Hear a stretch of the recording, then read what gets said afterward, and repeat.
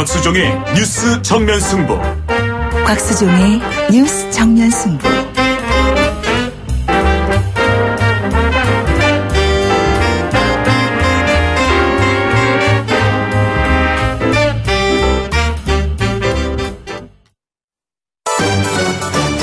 김작이 묻고 곽박이 경제로 답한다.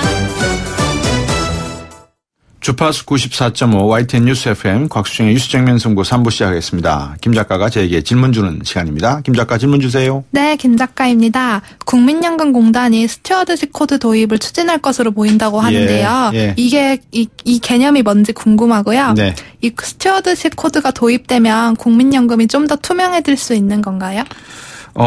답을 드리면 좀 더 투명해지겠죠. 이제 스튜어드라고 하는 게 그 배트맨 영화 보면은 왜 배트맨 늘 이렇게 따라다니는 집사 있잖아요. 그거를 스튜어드라고 하거든요. 그다음에 코드라고 하는 것은 코드 오브 컨덕, 코드 오브 드레스 코드 이런 말이 있잖아요. 강령, 규칙을 말해요. 그러니까 집사로서 가져야 될 규칙 뭐 이런 정도인데 이게 이제 뭔 말이냐면 2010년도 영국에서 처음 도입이 됐어요. 기관 투자가들이 주식을 사고 투자를 하게 되잖아요. 근데 기관 투자가들이 큰 손이면서 기업 주식을 사면서 그러니까 이제 펀드를 낸 많은 돈을 내고 기관에게 위탁한 사람들의 의사와는 다르게 마음대로 막 투자를 하고 편의를 봐주면 안 되지 않습니까? 예를 들면 국민연금이 삼성물산, 제일모직 합병하는데 국민연금의 본분의 자세를 잃어버리고 마치 이게 국가의 돈이냐, 많은 국민의 돈인데도 불구하고 멋대로 막 썼잖아요.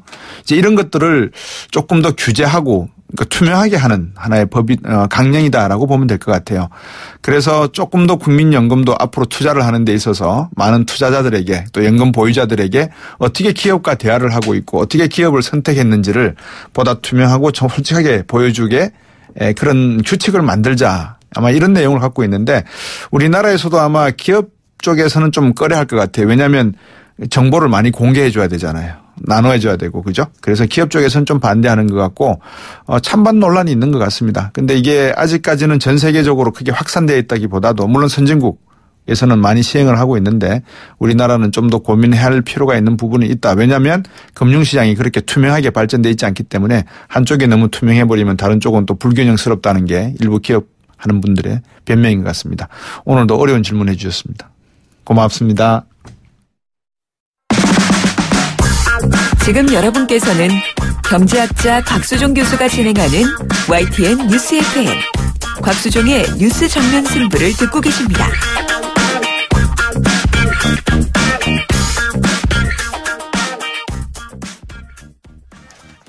네, 이 여름이 아직 채 시작이 안 됐죠. 보통 장마가 끝나고 나면 이제 여름이 시작이 되는데요. 저는 관악산 밑에 살아서 그런지 아직까지 에어컨을 뭐 그렇게 뱅뱅 돌리지는 않습니다. 밤에 자기 전에 잠깐 돌리고 그렇게 자기는 합니다만 이틀 전에 이 누진세 여러분 들어보시죠. 주택용 전기요금 적용되는 누진제 이 관련된 승소 소식이 전해졌습니다. 누가 했냐? 3년 전에 이 시민들을 대신해서 소송을 한 분인데요. 화제 인물 곽상원 변호사 스튜디오에 모셨습니다. 안녕하십니까? 예, 안녕하십니까? 곽상원입니다. 예, 일전에 저하고도 한번 인터뷰하신 적 있죠? 예, 그렇습니다. 그때는 상당히 드라이하게 대답하셨어요. 장인어른에 대해서 어떻게 생각하냐니까 그거는 그분의 인생이고 뭐 이렇게 말씀하셨어. 그렇죠? 예. 청취자분들이 누구실지 잘 모르실 거예요. 예, 그냥 그 부분은 제가 빼고 말씀을 드릴게요. 예, 알겠습니다. 고맙습니다. 예, 인천지방법원에서 27일 승소 판결이 내려진 거라고 하는데 맞습니까? 예, 맞습니다. 예, 축하드리고 축하 인사 요즘 많이 받으시죠? 예. 거기 축하 인사를 사실 제가 받을 건 아닌데. 네, 누가 받아야 됩니까 그러면? 소송에 용기를 내서 소송에 참가하신 분들이 받으실 어떤 분들이 소송에 참가하셨습니까? 처음에 제가 소송을 진행한다는 보도를 보시고 이 소송의 취지에 공감하셔서 그냥 취지에 공감한다는 이유로 제가 전혀 모르는 분들입니다. 그분들이 참가를 하시는 일반 시민분들이십니까? 그렇습니다. 예. 그럼 보통 이제 미국 같으면 이제 대표 소송을 하는 거지 않습니까? 예, 그렇습니다. 소비자를 대표해서. 예. 우리나라는 그게 많이 행해지지는 않고 있는 상황이죠. 우리나라의 경우에는 집단 소송 법제가 없습니다. 그러니까 그렇죠. 특정한 분야, 그러니까 증권 분야에만 있는 것이고요. 그래서 이제 개별 원고들이 모여서 그거를 모두 다 이제 실제 대리를 해야 되는 것입니다. 예. 나중에 이제 그 구체적인 내용을 한번 여쭤보고요. 페이스북에 쓰신 글이 있습니다. 드디어 새 세상이 열렸다. 국민의 목소리가 지금까지 40년 이상 우리를 억압해온 불공정의 바퀴를 바로 세웠다. 이번 판결의 의미를 이렇게 해석하셨습니다. 예, 제가 쓴 글 그대로고요. 네.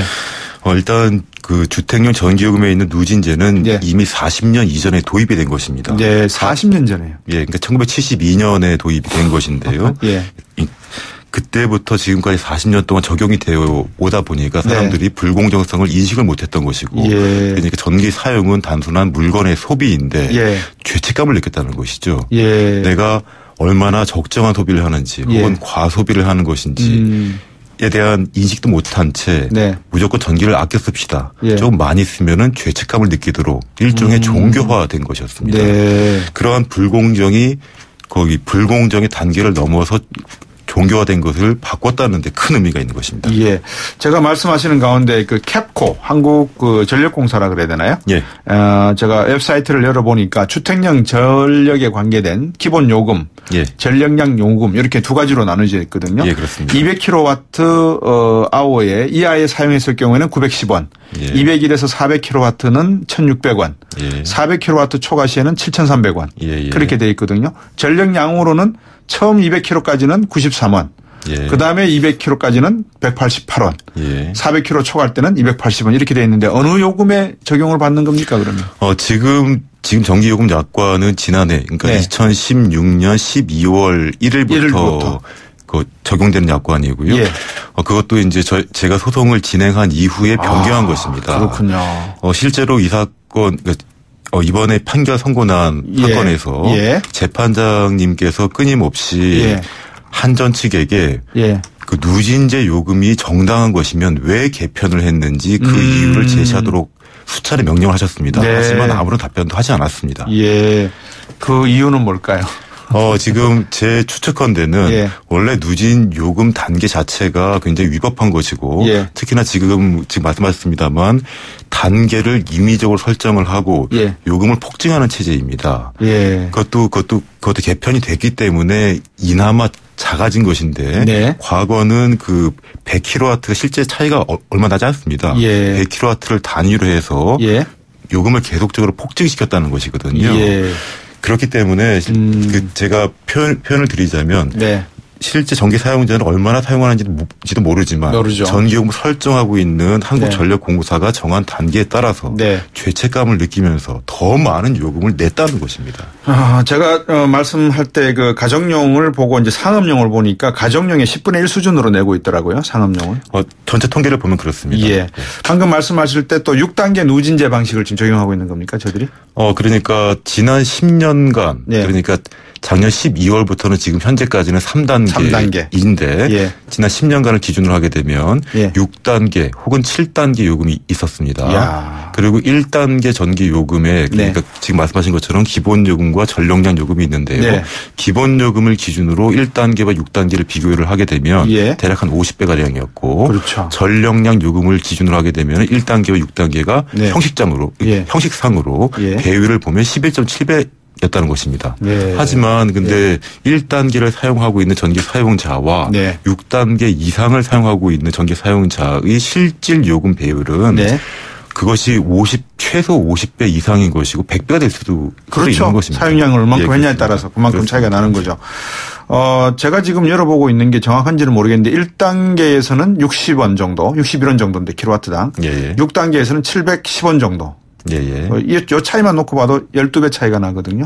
예. 그러니까 이제 이걸 누진해서 사용하게 되면 500배 아니라 5,000배라도 차이가 날 수 있는 거겠죠. 그렇습니다. 그러니까 그래서 실제로 네. 이 대한민국의 국민들은요. 예. 전기 사용이 신앙화되어 있기 때문에 예. 실제로 매우 아꼈습니다. 그렇죠. 통계를 보게 되면은 다른 나라에 비해서 절반밖에 사용하지 않아요. 예. 근데 주택에서 사용하고 있는 전기라는 것이 생활의 필요에 따라 쓰는 것이고 네. 자신의 생존 때문에 쓰는 것이지 네. 어떤 이윤 창출 위해 쓰는 것이 아닙니다. 그렇죠. 그 말은 뭐냐면은 이미 다른 나라에 비해서 반 정도 사용한다는 것인데 반 이하로 억압되어 있다는 것입니다. 그 이유는 요금을 많이 낼까 봐. 전기는 우리가 써서는 안 되는 것이고 산업 여건들이 써야 되는 것인데 네. 집에 쓰는 것은 잘못됐다는 인식을 40년간 심어줬던 것입니다. 하나 여쭤볼게요. 저도 이제 이 관계에 대해서는 조금 지식이 있다고 할 수 있나. 왜냐하면 한국전력은 예.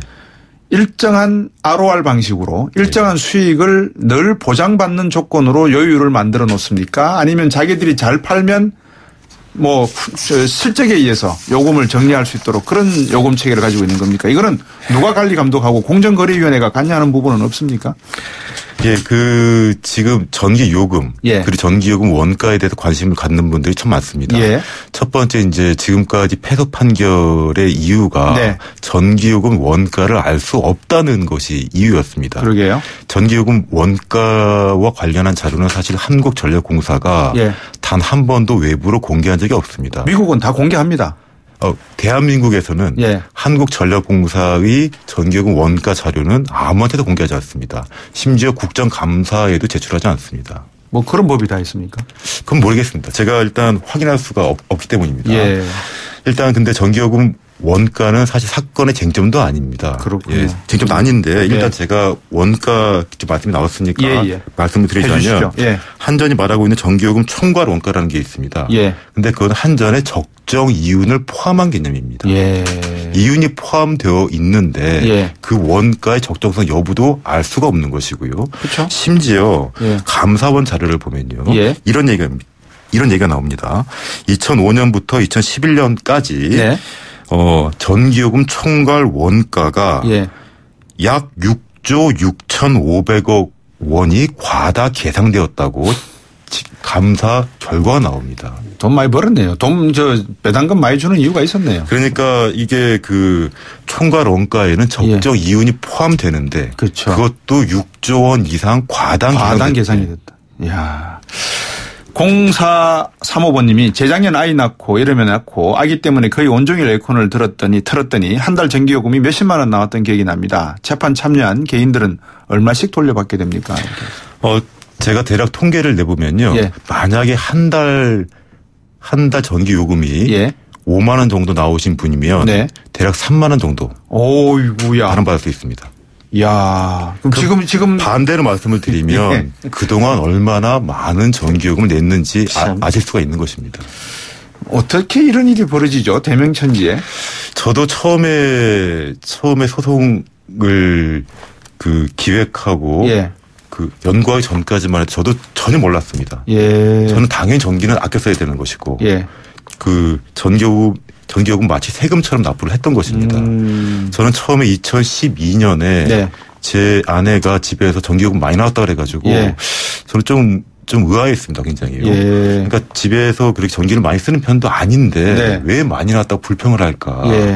그때 궁금해서 제가 시작을 하게 됐던 그러셨군요. 것입니다. 저는 제가 미국에서 이제 유틸리티 커미션에 있었기 때문에 전기요금 계산을 타리프라 그러지 않습니까? 요율을. 타리프를 저들이 감사를 했거든요. 그래서 미국에서는 이게 모두가 다 공개되게 돼 있고 소비자위원회에서도 참여를 해서 요금을 매년 책정할 때마다 어떤 방식으로 책정이 됐는지 기후 최고 더웠을 때 최고 추웠을 때 모든 기후를 다 계산을 해서 요율을 계산하는 그 식이 있거든요. 저는 당연히 그게 있을 줄 알고 그거를 바탕으로 누진제를 만드는 줄 알았더니 그게 없다는 말씀인 거죠. 일단 절차상으로는요. 전기요금 약관을 정할 때 우리나라도 전기위원회라는 것이 있습니다. 있겠죠. 한전의 항변이 그겁니다. 우리는 전기위원회의 심의를 받았고 산업통화자원부의 승인을 받았다. 그렇기 때문에 정당한 것이라는 것이에요. 그런데 거기 잘 아시는 것처럼 전 세계에서 전기의 모든 산업 분야를 독점하는 회사, 국가 혹은 회사가 없습니다. 없죠. 제가 북한은 알 수가 없습니다. 알 수 없습니다만 제가 확인한 자료에 따르면 전기 생산부터 특히 전기 판매를 독점하는 국가는 전혀 확인되지 않습니다. 영어로 업스트림, 다운스트림 이렇게 표현하는데요. 전혀 독점하고 미국도 풀이 나눠져 있어가지고 전부 다 사적인 용도로 지금 계산이 되기 때문에 정부가 관여를 하는 거고 소송은 이 개편 이전에 전기요금 체제가 부당하다. 이거를 지금 이제 개편 이후에는 바로 잡아 놓으신 거죠, 그러면? 제가 실제로 이제 지난해 12월부터 적용되고 있는 정기요금 약관은 제가 아직까지 분석은 못했습니다. 예. 하지만 예. 이미 정기요금 개편으로 예. 저는 제가 소송을 제기를 했기 때문에 예. 그리고 드디어 부당성이 세상에 알려졌기 때문에 예. 한국전력공사가 예. 그리고 정부가 예. 마지못해서 개편한 것을 봅니다. 예.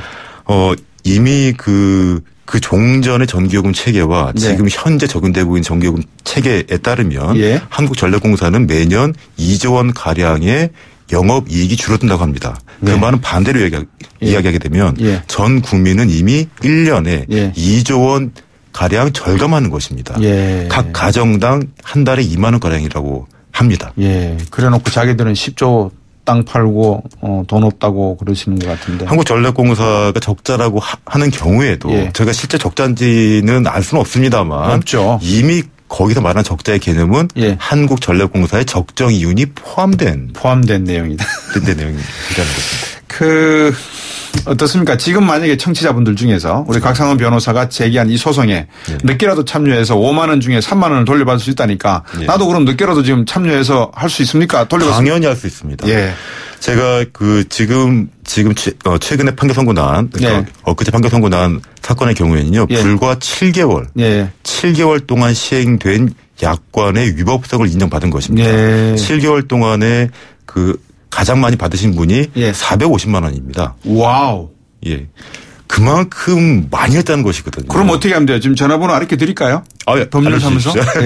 괜찮아요? PD? 어떻게 해요? 알려드려도 돼요? 아니, 청취자 여러분, 우리 곽상은 변호사 법무법인이 있습니다. 여기에다가 찾으셔가지고 인터넷 치면 다 나옵니다. 이분이 어떤 분인지. 돌려받으십시오. 우리 곽상은 변호사가 말씀하시면 괜찮대요. 전화번호 좀 알려주시죠. 청취자분들에게. 예, 저희 대표 사무실 전화번호. 예, 대표 번호는 2649-5200인데요. 이 소송을 위해 쓰는 번호는 2649-5277입니다. 한 번 더 말씀해 주세요. 2649-5277 법무법인 임강입니다. 근데 저는 책임 못 집니다. 전화가 몰리든지 책임 못 지는데. 실제로 이제 국민들이 많이 참여를 해 주실수록 법원이 사건을 가볍게 보지 않을 것입니다. 하십시오. 국민이 참여하셔야 될 일인 것 같습니다. 이런 거는 반드시 돈 한두 푼이 문제가 아니라 국민이 만들어내는 사회정의, 경제정의니까요. 그렇습니다. 하셔야 될 것 같고요. 자, 한 가지 더 여쭤봐야 될 것 같아요. 다른 소송 하나 하신 거 있죠? 예, 있습니다. 어떤 겁니까? 박근혜 그때 당시 현재 대통령을 상대로 손해배상 청구 소송을 하고 있습니다. 어떤 손해배상입니까? 그때 이제 지금은 벌써 시기가 조금 지나갔습니다만 작년 10월, 11월 그때를 한번 돌이켜 보시면 그때 모든 국민들이 거의 매주일 시위를 했습니다. 그 시위의 숫자가 처음에 10,000명이 시작해가지고 1,000만 명 돌파했죠. 굉장히 많이 늘어났습니다. 그때 대통령 국정 지지도는 불과 1% 이하까지 떨어졌고요. 그때 국민들께서는 거의 모든 국민들 특정한 가치관을 가지고 계신 국민들을 제외하고는 모두 대통령께서 결단을 통해서 대통령직에서 물러나시기를 바랐습니다. 그런데 정치권에서는 거의 반응도 하지 않았고요. 11월 하순, 12월 초가 되어야 국회 탄핵 논의를 벌였다는 것입니다. 그때 11월 중순쯤에 제가 아는 분이 저한테 갑자기 연락을 하셔가지고 혹시 위자료 청구 소송이 가능한지 검토를 좀 해달라라고 저한테 제의를 해주셨습니다. 그래서 저는 제의를 받은 이상 일단 검토를 해봤고요. 친한 변호사들 몇 분하고 모여서 같이 회의도 좀 했었습니다. 그래서 일단 이론적으로 가능성은 있겠다. 가능성이 있고 그때 첫 소송을 제기할 당시에는 대통령께서 국민의 목소리를 듣지 않으시니 법률적으로는 저희가 소장을 법원에 접수를 하게 되면 그 소장은 소송의 상대방한테 송달이 됩니다. 그러니까 국민의 목소리가 담긴 전해지겠죠. 소장이 청와대로 송달이 되는 것입니다. 일단 그거 첫 번째 목표였고 이론적으로 불가능하지 않았습니다. 하여튼 그것도 소식도 한번 제가 기다려 보겠습니다. 참 좋은 일 하셨네요. 청취자 여러분들께서도 곽상은 변호사가 한국전력을 상대로 해서 전력공사 상대로 해서 이번 소송에 승리했으니까 여러분들이 냈던 돈 다시 돌려받으실 수 있으니까 꼭 챙기시기 바라겠습니다. 요즘 한두 푼 어렵습니다. 땅 파도 10,000원 안 나옵니다. 오늘 말씀 감사합니다. 고맙습니다. 곽상은 변호사였습니다. 4부로 돌아오겠습니다.